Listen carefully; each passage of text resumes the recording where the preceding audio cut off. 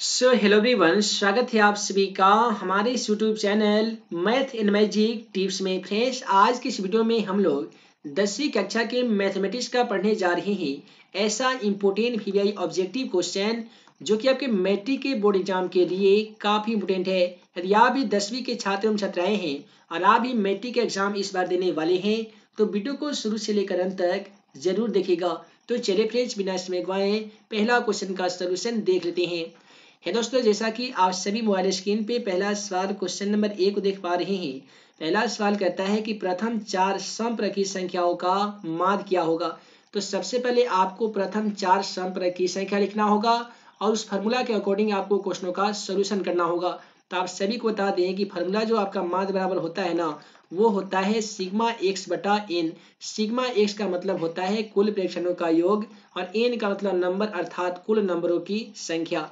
तो यहाँ पे 4 समप्रकी संख्या लीजिएगा तो क्या हो जाएगा, तो 2, 4, 6 और 8 हो जाएगा। तो हम यहाँ पे सिग्मा एक्स के बदले में ये चारों संख्याओं को जोड़ देंगे, यानी 2 + 4 + 6 + 8 कर देंगे। एन का मतलब नंबर अर्थात ये कितने नंबर है, तो ये 4 नंबर है, तो हम 4 से भाग लगाएंगे। यदि ये सभी संख्याओं को जोड़ेंगे तो 8 6 14 4 18 2 20 हो जाएगा। 20 में 4 से भाग लगा देंगे तो ये 5 मरतबे कट जाएगा। तो क्वेश्चन का सही जवाब ऑप्शन ए हो जाएगा 5। उसके बाद में अगला सवाल क्वेश्चन 2 को देखिए कि बिंदु -4, -6 किस चतुर्थांश में स्थित है। मैट्रिक के एग्जाम पेपर में ऐसा सवाल 100% है कि 1 से 2 सवाल आपके मैट्रिक के एग्जाम पेपर में ऐसा पूछा जाएगा जहां पे आपको बिंदु का निर्देशांक पूछा जाएगा या चतुर्थांश पूछा जाएगा, या फिर पूछा जा सकता है कि बिंदु इतना इतना किस पाद में स्थित है। तो ऐसे क्वेश्चनों का सोल्यूशन कैसे करना है आप सभी को जरा ध्यान दीजिएगा।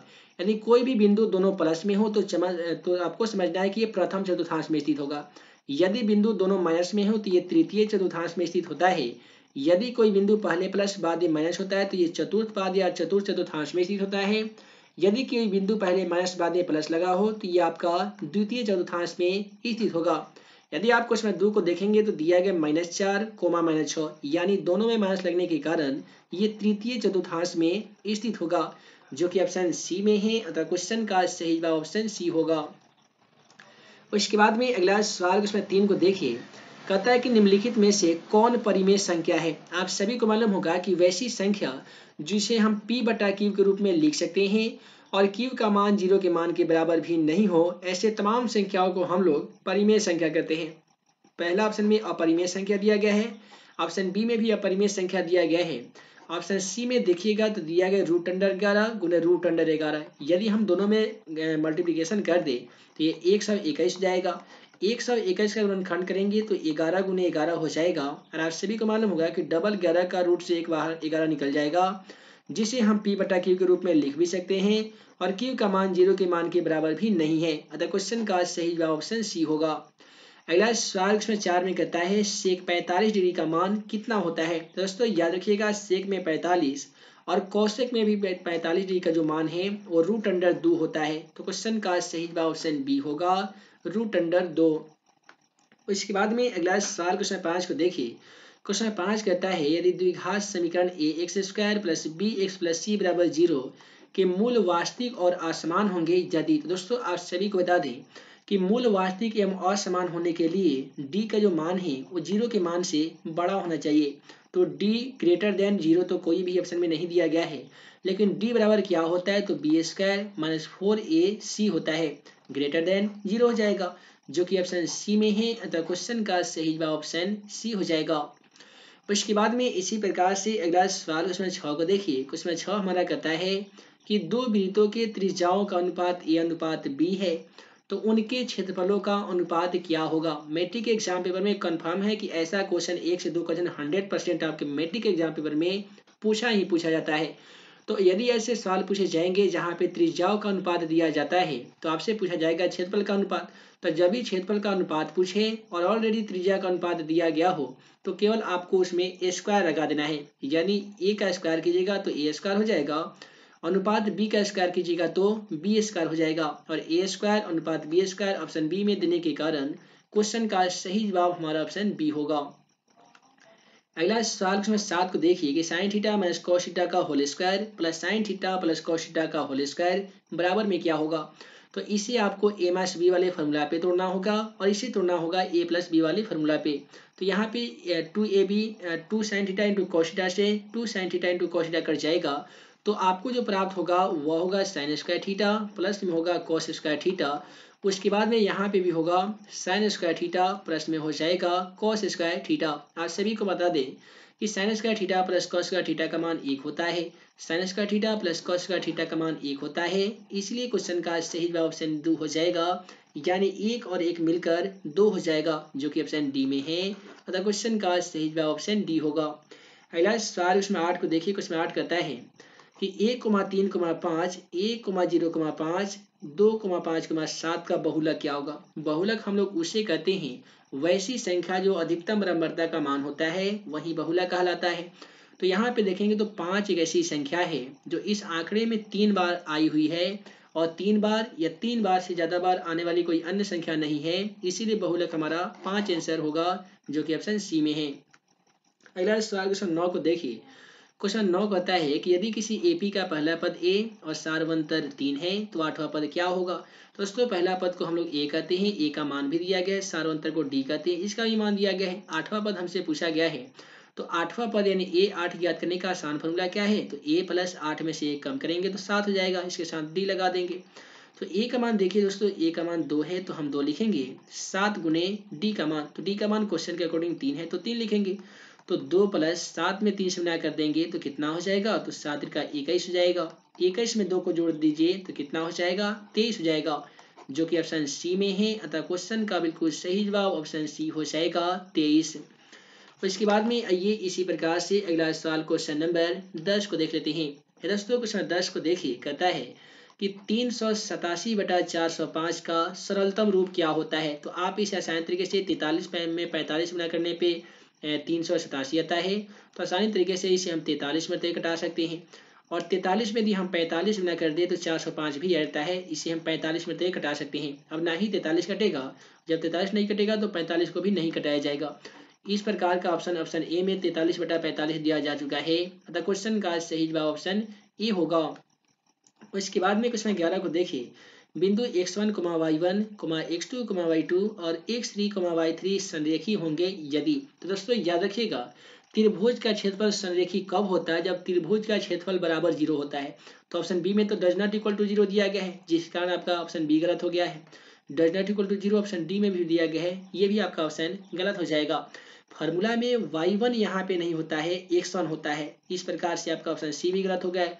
ऑप्शन ए में देखिए तो 1/2 into x1, y2 minus y3 plus x2, इस प्रकार का जो ऑप्शन है वो ऑप्शन ए में दिया गया जो त्रिभुज का करेक्ट फार्मूला है, इसलिए क्वेश्चन का सही जवाब ऑप्शन ए होगा। तो इसके बाद में आइए अगला सवाल क्वेश्चन 12 को देखते हैं। क्वेश्चन 12 कहता है कि यदि साइन थीटा बराबर √3/2 हो तो टेन थीटा बराबर क्या होगा। आसान शब्दों में कहे तो क्वेश्चन में आपसे ये पूछा गया है कि साइन में जितना डिग्री का मान √3/2 होता है उतना ही डिग्री का मान टेन में आपको ज्ञात करना होगा। तो दोस्तों साइन में √3/2 मान होता है वो साइन में 60 डिग्री का होता है, ठीक उसी प्रकार से टेन 60 का मान बताइए। तो टेन में जो 60 डिग्री का मान होता है वो √3 होता है जो कि ऑप्शन सी में है, मतलब क्वेश्चन का सही जवाब ऑप्शन सी होगा। इसके बाद में अगला सवाल क्वेश्चन 13 को देखेंगे तो आप पाएंगे कि बिंदु -6,11 में भुज का मान क्या होगा। कितना मजेदार क्वेश्चन है ना जी। तो देखिए बिंदु -6,11 में भुज का मान आपसे पूछा गया है। तो एक पूछा जाता है कई बार कि कोटि का मान क्या होगा, कई बार पूछा जाता है भुज का मान क्या होगा। कोटि को हम लोग y बोलते हैं, भुज को हम लोग x बोलते हैं। इससे आपको ये मालूम चल ही गया होगा कि भुज पूछा जाएगा तो x वाला यानी पहला वाला आंसर, कोटि पूछा जाएगा तो y वाला यानी दूसरा वाला आंसर। तो हमसे पूछा गया भुज का मान, तो भुज का मतलब पहला वाला जो कि -6 है, अतः क्वेश्चन का सही जवाब ऑप्शन ये होगा -6। अगला सवाल क्वेश्चन 14 को देखिए। क्वेश्चन 14 कहता है यदि किसी घन का प्रत्येक किनारा l इकाई हो तो उसका संपूर्ण पृष्ठ का क्षेत्रफल क्या होगा। आप सभी को बता दें कि घन का संपूर्ण पृष्ठ का जो क्षेत्रफल होता है वो 6 गुने भुजा का स्क्वायर होता है या 6 गुने किनारा का स्क्वायर होता है। तो 6 गुने भुजा का स्क्वायर यानी किनारा का स्क्वायर ऑप्शन सी में दिया गया है और किनारा को तो यहाँ पे एल द्वारा सूचित किया गया है, इसलिए क्वेश्चन का सही जवाब ऑप्शन सी होगा 6l² घन इकाई। इसके बाद में अगला सवाल क्वेश्चन 15 को देखिए। क्वेश्चन 15 क्या कहता है कि यदि अल्फा तथा बीटा द्विघात बहुपद x² + 7x + 12 के शून्यांक है तो अल्फा प्लस बीटा का मान क्या हो जाएगा। ये दोस्तों अल्फा प्लस बीटा का जो फॉर्मूला होता है वो -b/a होता है। यहाँ से आप b को मान ले लीजिए, तो 7 दिया गया है, फॉर्मूला में माइनस है तो -7 लिखिएगा।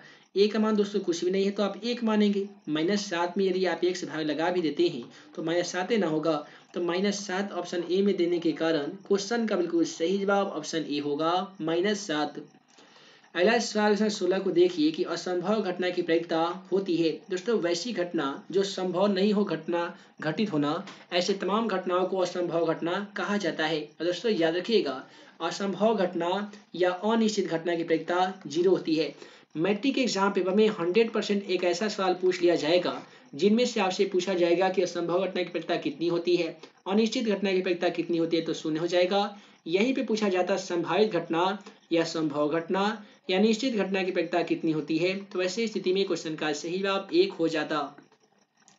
उसके बाद में क्वेश्चन 17 को देखिए कि cot 46 degree into cot 27 degree into cot 48 degree 44 degree into cot 63 degree बराबर क्या हो जाएगा। तो यहाँ पे आपको क्या करना है कि cot 46 और cot 44 का एक जोड़ा लगा लेना है, cot 27 और cot 63 का एक जोड़ा लगा देना है। दोनों में से एक एक को तोड़ दीजिएगा तो आपको इस फॉर्मूला के अकॉर्डिंग क्वेश्चन का सोल्यूशन हो जाएगा। cot थीटा गुना होता है tan थीटा या tan थीटा गुना cot थीटा का फॉर्मूला 1 होता है।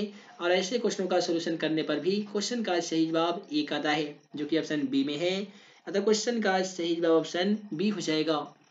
आइए अगला सवाल क्वेश्चन नंबर 18 को देख लेते हैं। दोस्तों क्वेश्चन 18 कहता है यदि त्रिभुज ABC और त्रिभुज DEF में AB/DE बराबर BC/EF बराबर AC/CF है, CF बराबर कितना दिया गया है 3/5 दिया गया है। ठीक, तो त्रिभुज ABC तथा त्रिभुज DEF का क्षेत्रफल का अनुपात क्या हो जाएगा। यहाँ पे आपसे क्षेत्रफल का अनुपात पूछ लिया गया है क्वेश्चन 18 में। तो इस क्वेश्चन का सही जवाब क्या होगा कि देखिए, दो समरूप त्रिभुज के क्षेत्रफलों का अनुपात उसके संगत भुजा के वर्गों के अनुपात के बराबर होता है। तो संगत भुजा कितना दिया गया है 3:5 दिया गया है। तो जब हमें दोनों त्रिभुज के क्षेत्रफल का अनुपात पूछा गया है तो हम इसका स्क्वायर करेंगे और अनुपात में लिख देंगे, हमारा क्वेश्चन का सही जवाब आ जाएगा। 3 का स्क्वायर 3×3 9 होता है, अनुपात 5 के स्क्वायर 5×4 25 होता है। इस प्रकार का ऑप्शन सी में देखने को मिल रहा है। अतः क्वेश्चन का सही जवाब ऑप्शन सी होगा। अगला सवाल क्वेश्चन 19 को देखिए। दोस्तों क्वेश्चन 19 क्या कहता है कि निम्नलिखित में से कौन सा समांतर श्रेणी में नहीं है।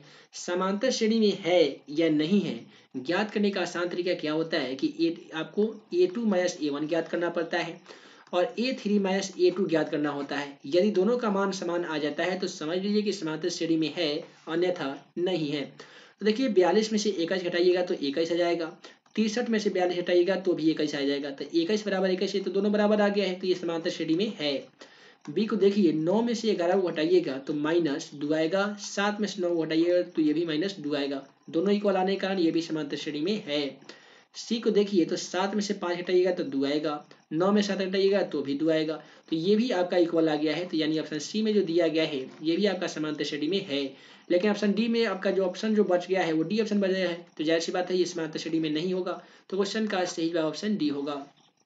इसके बाद में क्वेश्चन 20 क्या कहता है कि 3 का क्यूब गुने 2 गुने 5 और 3 का स्क्वायर गुने 2 का स्क्वायर गुने 5 का महत्तम समापवर्तक क्या हो जाएगा। दोस्तों महत्तम समापवर्तक कैसे ज्ञात कीजिएगा।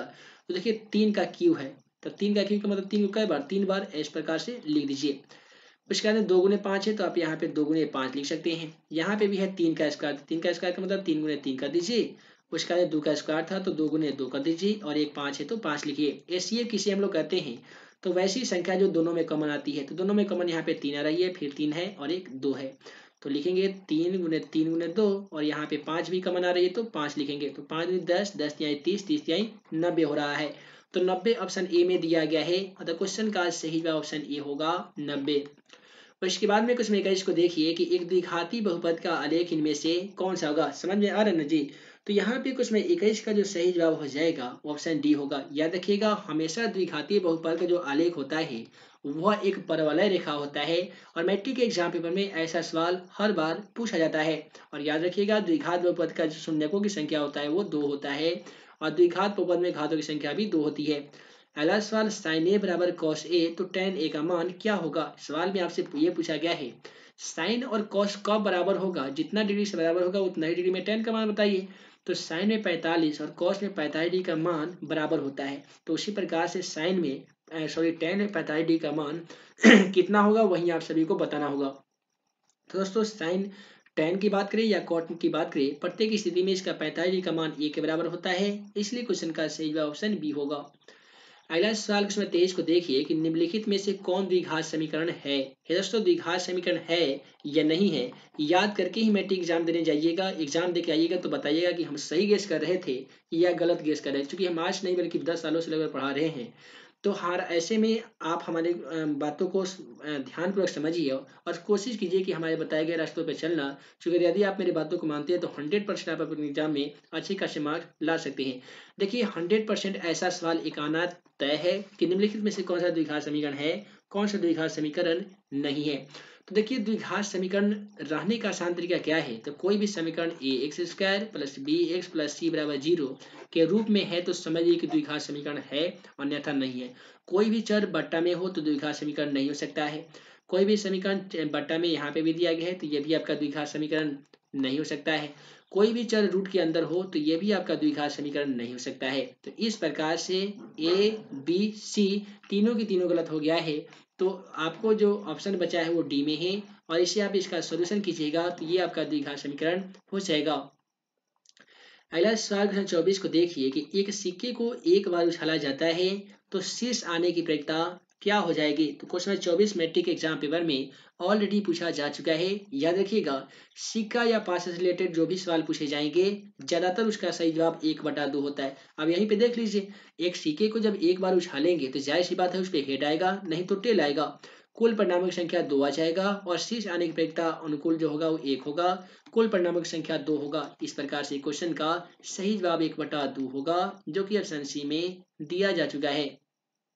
इसके बाद में अगला सवाल देखिए, यदि किसी पहिए की त्रिज्या 21/22 मीटर हो तो उसके द्वारा एक चक्कर में तय की गई दूरी कितनी हो जाएगी। दोस्तों एक चक्कर में इस प्रकार से तय की गई दूरी यानी आपसे परिधि पूछा गया है और वृत्त का जो परिधि होता है वो 2πr होता है। कैसे ज्ञात कीजिएगा, तो 2 गुने पाई के मान यहाँ पे 22/7 रख दीजिए और r का जो मान है वो कितना दोस्तों है 21/22 है, इतना रख दीजिए। ठीक है, उसके बाद में आप इसका सॉल्यूशन कैसे कीजिएगा, तो देखिए 22 से 22 कट जाएगा और 3 सते 21 कट जाएगा तो 7 या 21, तो 3 में 2 से कर दीजिए तो 3 दूनी कितना हो गया 6 मीटर हो गया।